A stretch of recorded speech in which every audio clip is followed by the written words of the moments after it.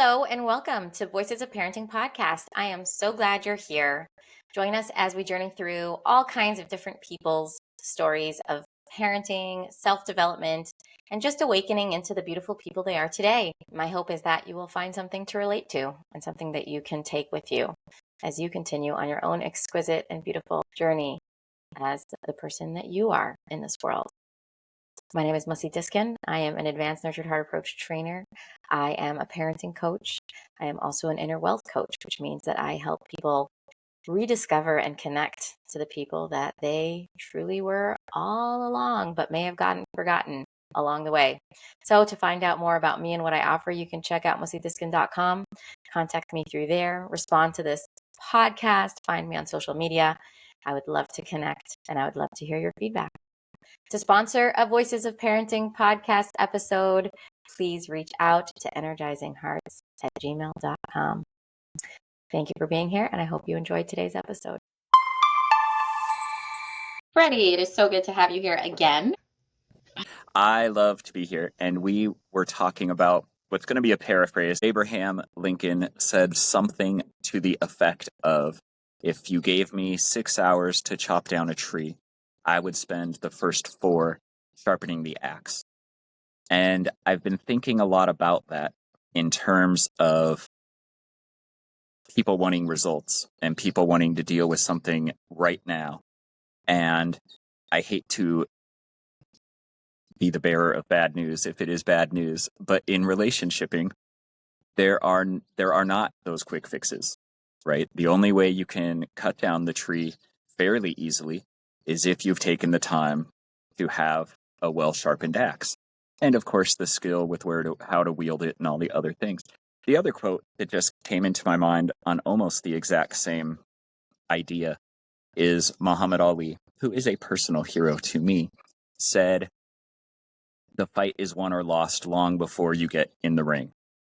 And it's a lot of the 5 a.m., this is no longer the quote, but there's a lot of the 5 a.m. running workouts, and there's all the time in the gym by yourself when no cameras are around and you don't get all the glory. But that's when you really win or lose a boxing match. In this point, I don't want to necessarily call it a fight, because in a parenting role, then to switch to our houses, we have to spend the time to sharpen the axe. We have to spend those 5 a.m. times jogging, in the metaphor. We got to be at the gym by ourselves, sweating and struggling with no lights and no cameras around, if we want those other good moments. And so people come to people like us. I'm assuming, Mussi, you get a lot of this too. My kid is doing this. How do I fix it? I'm like, well, you don't yet. Like, you got a lot of prep to do. There's a lot of thinking about what the actual problem is, and if it's a problem, there's some thinking about which direction you would like the solution to take, and then does the child or person you're talking about also want that? And then what are you willing to sacrifice to get that? Like, there's a lot of things that can be effective when we work with other people, but they're not right, and they're certainly not like uplifting and building in the relationship, but they're effective. I mean, you can make a threat or a bribe that will work well, but it doesn't necessarily get you where you want to be. I love this topic. I think it's a super important topic because, yes, like you said, it's like such hard news that the change doesn't happen overnight. And that's why I think people who go on this journey are such heroes, because those of us that are willing to actually take the journey, we're putting ourselves up for some really, really hard work, a lot of patience. And we're really like in it for the long haul. Like we're looking forward at what we really want, and it's not the easiest way. There are many instant results we could have with many other approaches, some that maybe are horrible, but they'll give us what we want. And it takes, especially in like the parenting young kids world, where there's so much chaos and exhaustion and day to day. And a lot of the families I work with are very big families. I'm talking 12, 13 kids. I'm talking big families. There's a lot going on, a lot of balancing. I mean, even just to have the brain space to like think about having a long-term commitment, a long-term goal that I want to work towards, and let go of like the instant gratification takes so much devotion and commitment and just presence of heart. I don't know. So I just really think people who are even listening to this and listening to all of the things I talk about are such heroes for so strong for being able to have this like kind of flexible thinking and presence of mind in the middle of life. Um, it's really not something to be taken for granted. It's really hard.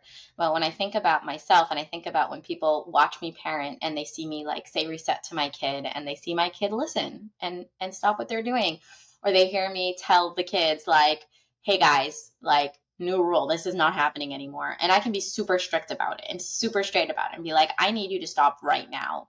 And the kids stop and they listen. And I'm like making rules left and right? And like it works. And it's like, wow, let me try that. Let me say reset to my kid. Let me make up some rules right now. Like, let me be clear. That's what people run to. And the thing when I ask myself, like, how is it that that works? Well, it didn't happen overnight, and it didn't happen first. And it's built on a foundation of so much trust that compliance and behaviors isn't what our relationship is built off of and won't define, affect, or destroy it. And so much time and patience of putting relationship first over everything I want and care about and would make my life more manageable. And so much inner work on my part for that to be true, because it wasn't always true and it isn't always true that I care more about relationship than compliance and behaviors. Sometimes in those exhausted or overwhelmed states, I do care more about compliance and behaviors than relationship.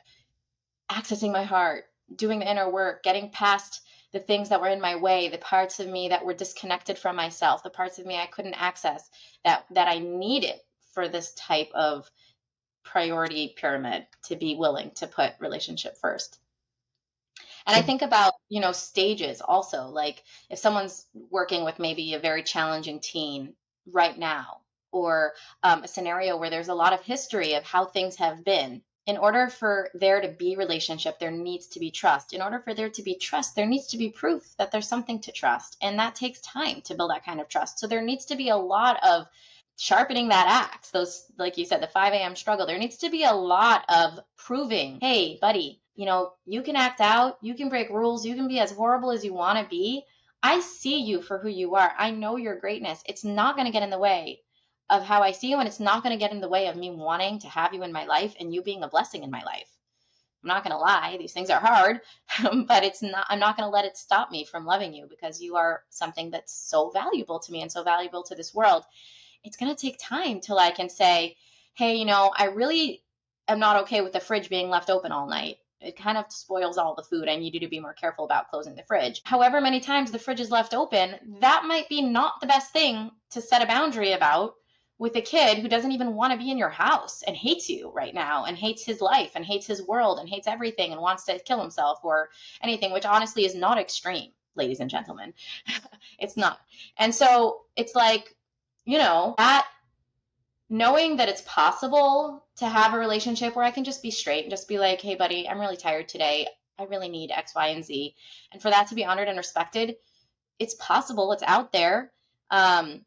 But there's that sharpening that needs to happen first, and is unfortunately really the only way for this to be real that I found anyways. Maybe someone else has a magic pill, but I don't have it. Well, because to me, what I'm thinking about when you're talking, and I love that, and I got chills like 3 or 4 times thinking about like what you're describing versus how other households can work. Like it's going to be hard work regardless. Like even if you're into compliance and rules and power struggles every day and you're just going to, force the kid into complying because they're small or young or whatever, you have the money and the power. Like there's all kinds of bullying ways that parents can make that happen and whatever. I'm not here to judge that. I'm simply, well, I do personally think that's all wrong, but people have that choice to make. If that's the way they want to parent, that's fine. So I'm not judging it in that way. It's just wrong for me, I know. But what I'm trying to stress is it may work, but that's not the goal that I have in relationship. So I'm going to just back up to, I love that you are my child. And like, if you are a child that's always, out of control or always, dancing to your own drum or always leaving the refrigerator open. Like, I will be frustrated by so many of those things so often, but I don't care because I don't just love you and I don't just want you when you're doing what I want or what I need or when you're listening to me. I love you. And then I back up even further to, like, to me, the work here in a relationship, especially as a teacher and a parent, which are the roles I have played longest and most in my life besides son and brother. What's the goal at the end? It's really thinking about how can I be smarter with my energy, which is already limited, as opposed to just confusing activity for achievement, right? Is another way to think about that. Like, just because I'm busy and doing a lot doesn't mean I'm actually getting a lot done. So when I'm thinking about, and I'm not just thinking about kids, like my kids are now 22 and 25, just turned 25. Wow. So certainly adults, well, easily able to blow off dad if they want to or not, or make their own decisions, live their own life. But I'm also thinking about my wife, and I don't want them to just comply with me.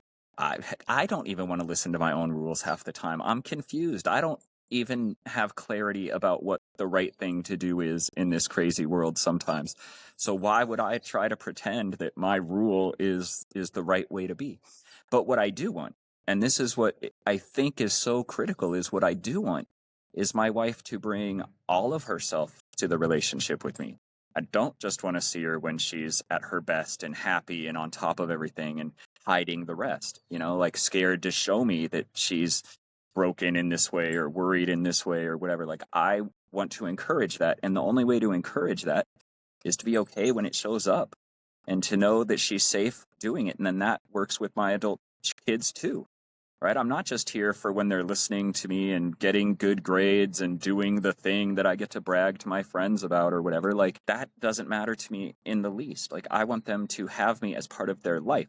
So then I'm fast forwarding a little bit, but like, you can make as many rules as you want, and you have every right and every ability as a parent to make whatever rule you want. And in fact, nurtured heart, since we often talk about nurtured heart, and not the only thing we talk about, but it is something we share, I think nurtured heart is fine with whatever rules you make, right? You can make any rule you want. But what I know, and again, I'm a kind of traditional guy, strangely Jewish on one side and Mexican on the other, but both are plenty traditional. I've seen a lot of, parents with 20-year-old kids who just leave. They don't want to deal with them. They maybe go home once a year, if that. They talk on the phone occasionally, but there was some rule about a tattoo or who they're dating or some life choice, and the parent stuck to that rule. Well, they're right, but the kid just leaves. And to me, going back to where I started, I want to think about the end in mind. Like, I don't want a relationship where my kids leave and talk to me, on the phone every once in a while and in person once a year. I have a different vision for what I want. So, like, I am lucky enough that my daughter and mom work with me in Nurtured Heart. My mom lives with me and my wife, my daughter and husband and all of that business, just her husband, not mine, just moved about a mile away down the road, actually with my son. So they're all in a house together, which I love, and just about a mile away from me and my wife and my mom. And the reason that I say all of that, my sister and her family, by the way, live a mile away in the other direction. That's what was my vision. Like, that's what I want in my family. Is I want us to be day to day, moment to moment parts of each other's lives. We all are individuals. We're all strong. We are independent or interdependent for sure. We're not dependent on each other, but I don't want my sister to just be somebody I call once a week. I want her to be in my life. And so what that means, again, other people can make totally different choices. I'm not judging that. I'm simply saying, when I looked at what I wanted in my family, being part of each other's lives on a day-to-day basis is part of that. So now I need to be okay with, I can make whatever rule I want, but then they can say yes or no. And I would be silly to make rules where if the other person says no, the relationship's broken, because then I lose. Like, I've made a rule that that just hurts me. That's not what I wanted in this relationship. I'm thinking about even like at school, in my teacher role, the power struggles are more clear, like something goes missing. This is the one that teachers do all the time. They're like, nobody is going to leave today until this thing is returned. I'm like, what a ridiculous thing to say, because you can't keep the kids there. You can't keep them from their parents. You can't miss the rest of your life. Like, you are going to let them leave without that thing returned. So you've already lost. Or, give me the phone. And the kid says, no, I'm a high school teacher. So, I mean, some of these kids are bigger and stronger than I am. You say, you need to give me the phone. They don't need to give you the phone. They absolutely don't. So there's a rule about no phones, and you can ask them to give you the phone. You can tell them they're breaking the rule. You can be as strong as you want to be, but at some point, it's going to become a detention, a suspension, some sort of thing that gets them out of the classroom. And I go all the way back to the beginning again. The whole point is to be teaching them. So if they're not in the classroom, we're not teaching them. So I'll wrap up by saying the preparation is key, but before we even talk about that, which there's a lot there, I think people can look at, what do you want? When your child is an adult, do you want them to just comply with rules? Do you want them to deal with bribes and threats? Or do you want them to be a person who has inner wealth, who knows what they stand for and knows what they're willing to do and what they're not? And to me, that's an easy choice. And so that helps me know how I want to parent. Thank you for sharing all of that. And so this makes me think about something that I did in my group coaching, plug for my group coaching people. It's twice a month and it's awesome on Zoom. We talked about the idea of clarity being a pyramid, because like you said, Nurtured Heart is no problem with whatever rules you're going to put out. And actually Nurtured Heart really encourages clarity, and really, in order for there to be any success at all, we all have to know what that looks like. And it's so helpful to have that brutal honesty of exactly what the expectation is, so that I can make that choice of whether or not to be in or out, and so that I, as the other person, know what in and out is and where my energy is and all that. So clarity is super important, but we talked about the pyramid of clarity, where just like the pyramid of survival, breathing, oxygen is at the bottom of that pyramid. And anything that threatens or compromises breathing automatically makes the entire pyramid fall away, because whatever's at the bottom of the pyramid always has, the most importance, always carries the most weight. So what's my bottom of my foundation? I think that that's what you're talking about. The bottom of my pyramid, the foundation of my pyramid. So Howard Glasser talks about this idea of a stand zero. In Nurtured Heart, we have 3 stands. And I'm not going to get into them right now, but the 3 stands is really the way that Nurtured Heart works in a working way. And stand 0 is like comes before that, almost like a ground zero, like bottoms up. Where am I starting from? That ground zero, that stand 0 for me is like, what is it that this whole parenting gig, or if it's teaching, this whole teaching gig, or if it's a relationship, what is my bottom line, that goal? What do I want from this? What does this even mean to me? And knowing that is the only way I can really decide what's important. And then the only way I could really decide how to move forward, because I need to know where I'm going. If I don't know where I'm going, then I don't know if what I'm doing is helping me get there or not. And when people say, like, this isn't working, I said reset and my kid didn't listen, or I've been energizing them for being kind and thoughtful for like 4 weeks now, and I've been finding every little molecule of them being kind and gracious, and yet they're still teasing their brother and they're still being mean. Like, it's not working.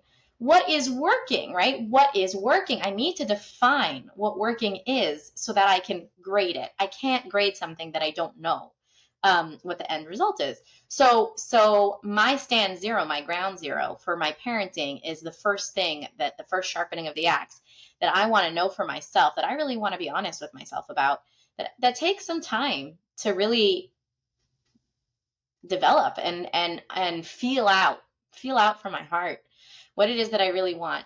And then when it comes to rule building, it's really great if I could have a rule in my house. It depends on you, what's extra and what's not. For some people, their kids putting their shoes on the shoe rack before they walk in the house is not extra. For me, that's extra, because I'm a much more intuitive person. aesthetics is not my thing. I don't really notice where the shoes are in the house necessarily unless I trip over them, which I don't even notice then either. So it's not going to be my top, but it's a wonderful thing. It's a wonderful thing. But if my bottom line, if my foundation, my absolute stand zero of my parenting is that my kids should grow up with inner wealth, knowing the gifts that they are to the world, knowing that their full selves is something the world needs, is so necessary and is so powerful and is so beautiful and is so good and is so right. And that's like something that's my number one. That's all that matters. Then if dealing with the shoe problem is going to make them feel differently about themselves, make them lose some of that confidence or trust in them really being all of that, then it has to fall away. And there will be a time, right? There is hope that you can enforce the shoes on the shoe rack. Hopefully, you can't control that, but hopefully, right? But that's when the foundation, the pyramid starts at the bottom. When the bottom is really robust and really full, and the trust is there, and the relationship is there, and the inner wealth is there, then my then my second level of whatever that is, whatever my next clarity is, I can start to enforce that, and it won't take away because the bottom is so strong. And so that's how I think about clarity. It's like, I said no swearing and I'm still swearing. So how could I just ignore that? I want to ask myself you said this before, what is it compromising? What is it compromising for me to be a stickler for no cursing, for me to really push this value or this rule? What am I compromising? And does it go against what I actually want? Because, in 70 to 100 years from now, when I'm sitting on my rocking chair, knitting, thinking about my life and remembering my kids' childhood, what am I going to remember? What am I going to care about? What am I going to feel proud of? And what am I going to regret? Is it going to be this rule that I either pushed or didn't push? I don't know. Like everyone has to ask themselves that question. And sometimes the answer for me, and there's seasons in life and situations in life. Sometimes the answer is, what, today, in this smaller sense, my stand zero is compliance, because we've got this flight to catch, and because I'm sick, and because I don't know, and because in the bigger picture I believe in our greatness enough, and I believe in our inner wealth enough to manage a really hard day, and I'm just going to push the compliance. I'm just going to push it. I'm going to make it happen because we got to get out of the house. And that's but I want to know that most of my life is zoomed out enough to remember what my real goal and intention is, and to live in alignment with that. And there's so much richness and so much satisfaction and so much meaning in living a life that's really aligned with what I really, really want.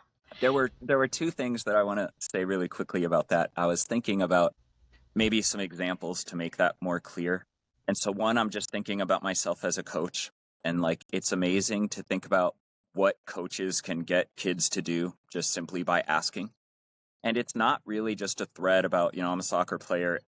It's not just a thread about like, you'll run laps if you don't do this, or playing time or something like that, because that only works if the kid's bought in and wants to be part of the team and all of those things.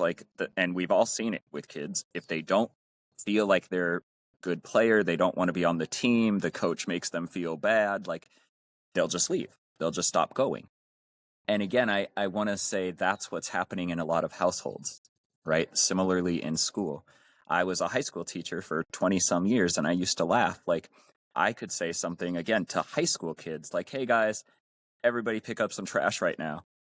And most of the kids around me would stop and pick up trash, and absolutely. And other teachers were like, what is going on? Like, I ask them to come into the room and stop yelling, and they blow me off.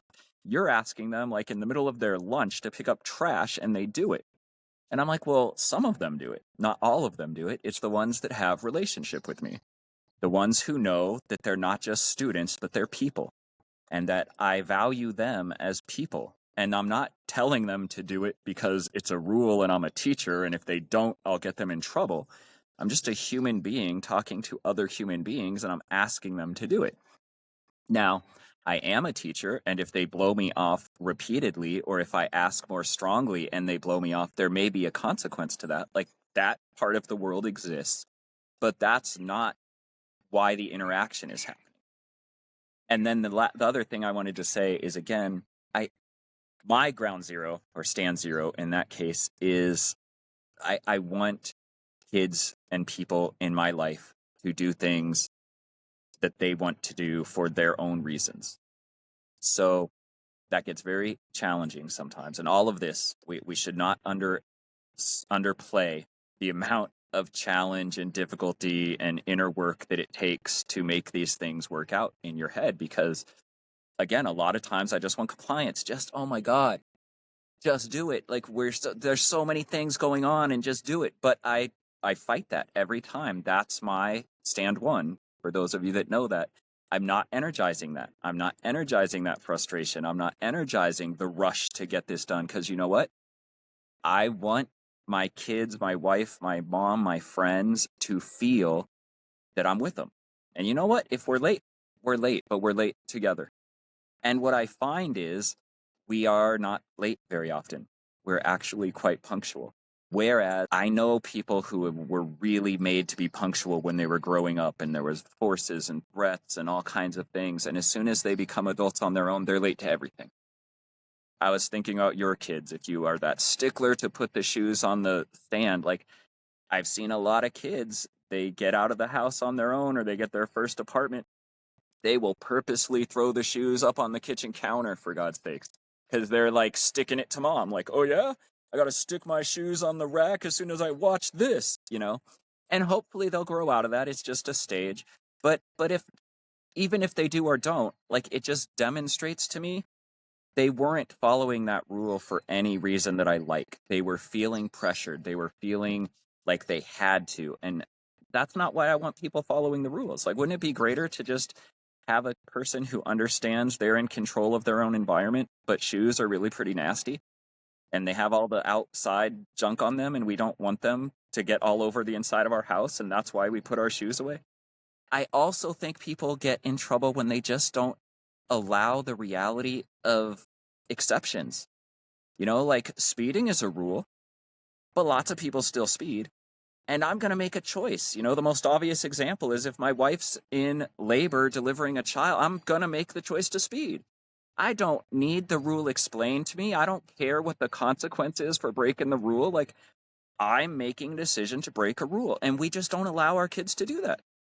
Like, make the rule, have clarity about the rule, have your consequences, but no, kids are human beings, and human beings are going to make choices. And sometimes their choices are going to be to ignore your rule or purposely break it. And they don't disrespect you. They don't misunderstand the rule. They don't not know the consequence. They're a human being living their life, and they should be free to do that. Yeah, I want to thank our audience for sticking through with us a little bit of a longer episode that I'm even not going to finish right now, because I just want to say that that plays into also with like not being scared to have those consequences and pulling through with the consequences. Not that I necessarily care to have the consequences, but if there's a real consequence that exists or that I set, go for it. They literally chose it. It's a choice. I know this very, very intense old man who used to say that there is always a parking spot. It just matters how much you're willing to pay. He actually left his car, parked his car at the airport, at the door to the terminal of departures, because he had this crazy emergency that he needed to fly to Chicago, and he just didn't care if his car. It's like, my car will be in the lot, right? It's going to be expensive, but it's worth the money. Like, he's like, it was $1,000 parking spot. That's all. In those days, I'm sure it wasn't, it was less than it would be now, but still, that was his choice. And our kids make those choices all the time, and honoring that choice is also being like, if I said they're not going to have screen time, until they get their homework done, then there is no screen time, and that's cool. I respect your choice. And if you're sad about it, I get that. I have made choices in my life that I have been so sad about. It's not me against you, buddy. Like, you are navigating the world, you're figuring things out, you're making choices, you're feeling how it feels, you're getting to know yourself, you're getting to know your consequences. Like, it's all cool. It's exactly how we set it up, and now we're going through it. So good job for making a choice, right? Anyway, yes. Okay, we've got to close here. Freddy, thank you so much for another wonderful conversation. Look out for Freddy on social media. Freddy, how can people find you, and what can they expect? Oh my goodness. Freddy Mendoza on Facebook or something is probably the easiest. And you know, you get me. I just am living life and trying to help myself get through it, and I do some coaching and training and teaching and such. But what you see is what you get. Hey, wait, don't go yet. Take a minute to find the beautiful quality that you have, that you appreciate about yourself.